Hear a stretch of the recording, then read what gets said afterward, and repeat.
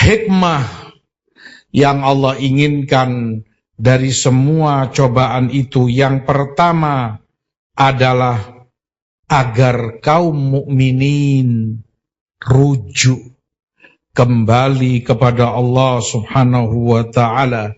Hal itu karena secara umum masyarakat kaum muslimin atau secara khusus tiap individu muslim sedang dalam kelalaian, banyak lupa dari akhiratnya, banyak melanggar aturan-aturan syariatnya, lupa dari Allah, jauh dari zikrullah.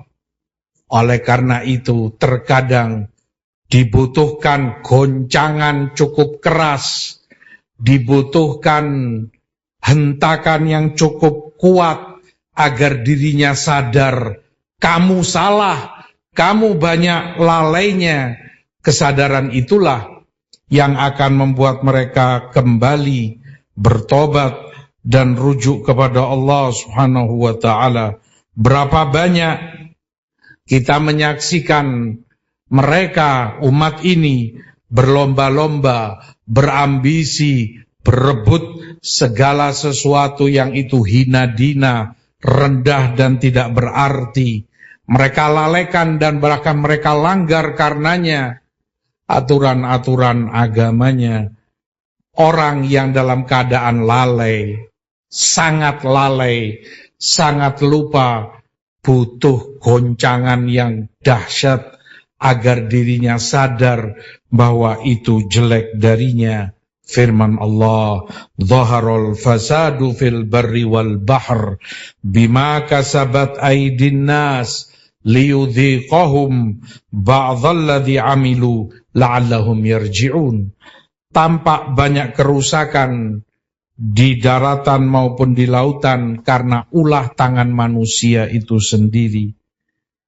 Semua itu Allah tentukan untuk merasakan kepada mereka sebagian hasil dari perbuatan mereka. Ini akibat ulah kalian, maksiat dan dosa kalian, agar kemudian mereka rujuk, taubat, beristighfar kepada Allah SWT. Yang kedua, cobaan dan ujian itu maslahatnya adalah untuk menghilangkan, menghapus atau mengurangi, meringankan dosa-dosa kaum mukminin.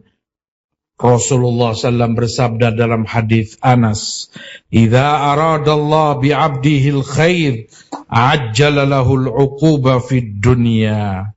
Kalau Allah inginkan kebaikan bagi hambanya, maka akan Allah percepat hukuman baginya di dunia, sehingga terhapus dengannya, ringan karenanya dosa-dosa mereka. Wa idza arada bi 'abdihi syarr amsaka anhu bi dzambihi hatta yuwafiya bihi yaumal qiyamah.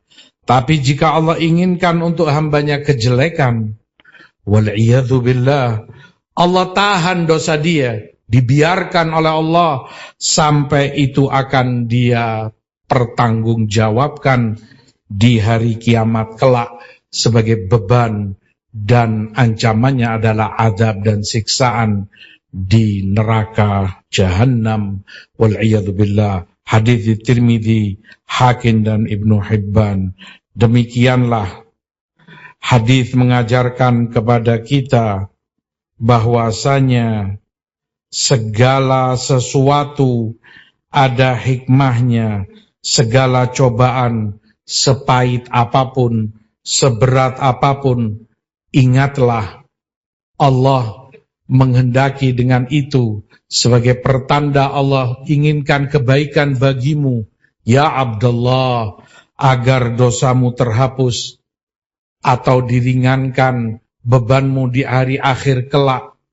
Ingat-ingat itu sehingga dirimu tidak banyak berkeluh kesah, tidak merasa berat sekali beban cobaan hidup yang kau hadapi. Allah Maha tahu orang-orang kafir begitu buruk jiwa mereka, begitu busuk hati mereka, begitu kotor sifat dan kekufuran mereka.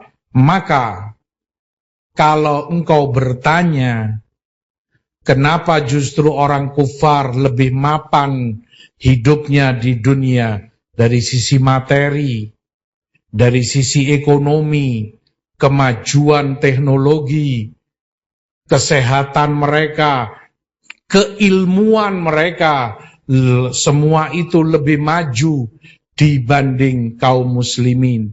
Maka Allah Maha tahu busuknya jiwa raga mereka, hinanya kekufuran mereka. Semakin banyak kenikmatan Allah berikan kepada mereka di dunia, semakin mereka gunakan untuk kufur kepada Allah, sehingga dengan itu semakin banyak dosa mereka. Dengan itu semakin berat azab yang akan mereka terima di yaumul akhir kelak.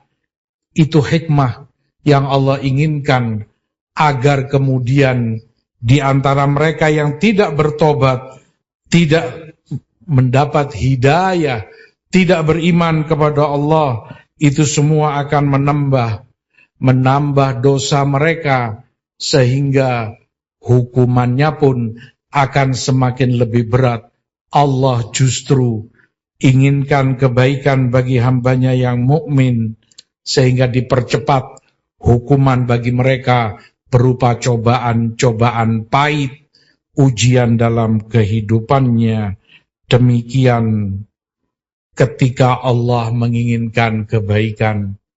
Yang difahami dari hadis ini berarti jika Allah tidak menginginkan kebaikan bagi si mukmin, akan Allah biarkan dia, dan dia tidak mendapat cobaan pahit. Si mukmin tidak mendapat ujian-ujian berat. Justru dalam kebaikan dan kebaikan Allah tahan hukuman itu. Nanti di hari akhir akan semakin berat bebannya bagi dia. Nas'alullah al-afiyah wassalamah.